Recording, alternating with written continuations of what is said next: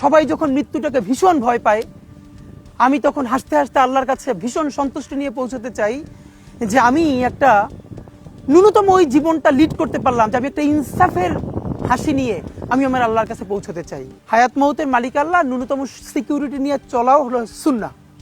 কিন্তু আমাদের লড়াইটা হলো, আমার মা স্বাভাবিকভাবেই কান্নাকাটি করেন, আমার পরিবার সবাই। তো আমি আমার মাকে বলেছি যে দেখো, মানে আমরা যে লড়াই নেমেছি, আমার একটা মনে হয় কি কোনো রাজনীতিবিদের না বাসায় মৃত্যুটা হইতে পারে না, এটা কোনো ভালো মৃত্যু না। যিনি রাজনীতি করেন, যিনি লড়াই করেন, যিনি বিপ্লবী, যিনি সংগ্রামী, তার মৃত্যুটা হবে একটা সংগ্রামের মধ্য দিয়ে, একটা রাজপথে, একটা গ্লোরির মৃত্যু। আমি তো ভীষণভাবে প্রত্যাশা করি, আমি ছোটবেলা থেকে এই স্বপ্নটা দেখি, অনেক জায়গায় বলেছি যে একটা তুমুল মিছিল হচ্ছে অন্যায়ের বিরুদ্ধে, সেই মিছিলের সামনে আমি আছি, কোনো একটা বুলেট এসে আমার বুকটা হয়তো বিদ্ধ করে দিয়েছে, এবং সেই মিছিলে আমি হাসতে হাসতে আমি শহীদ হয়ে গেছি। এবং সবাই যখন মৃত্যুটাকে ভীষণ ভয় পায়, আমি তখন হাসতে হাসতে আল্লাহর কাছে ভীষণ সন্তুষ্টি নিয়ে পৌঁছতে চাই যে আমি একটা ন্যূনতম ওই জীবনটা লিড করতে পারলাম, যে আমি একটা ইনসাফের হাসি নিয়ে আমি আমার আল্লাহর কাছে পৌঁছতে চাই। সুতরাং আগামী 50 বছর বাঁচলাম, কোনো ইম্প্যাক্ট তৈরি হলো না আমারে দিয়ে, দেশের জন্য, রাষ্ট্রের জন্য, উম্মার জন্য, জাতির জন্য।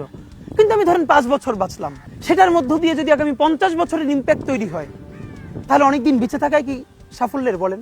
শহীদ প্রেসিডেন্ট জিয়াউর রহমান কয়টা দিন বেঁচেছেন, কিন্তু ভাবেন আজকে পর্যন্ত উনি আমার অনুপ্রেরণা।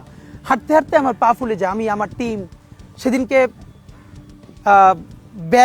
ব্যাগের মধ্যে জুতো নিয়ে তারপরে একটা শপিং মলে ঘুরছিলাম, মানে পা ফুলে গেছে, পা জুতোয় ঢুকাতে পারছিলাম না।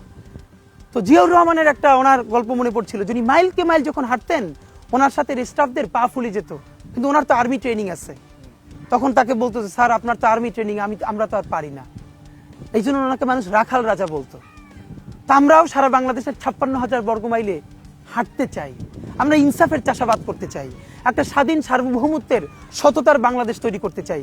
আল্লাহ যে কয়দিন হায়াতে রাখবেন এই লড়াইটা করব, যেদিন নিয়ে যাবেন আমি স্বপ্ন দেখে যেতে চাই, আমি আমাদের এমন টিম, আমি আমার সন্তানকে রেখে যেতে চাই, আমার মৃত্যুর পরে যেন এই লড়াই বন্ধ না হয়, এই লড়াই যেন বাংলাদেশে কিয়ামত পর্যন্ত জারি থাকে।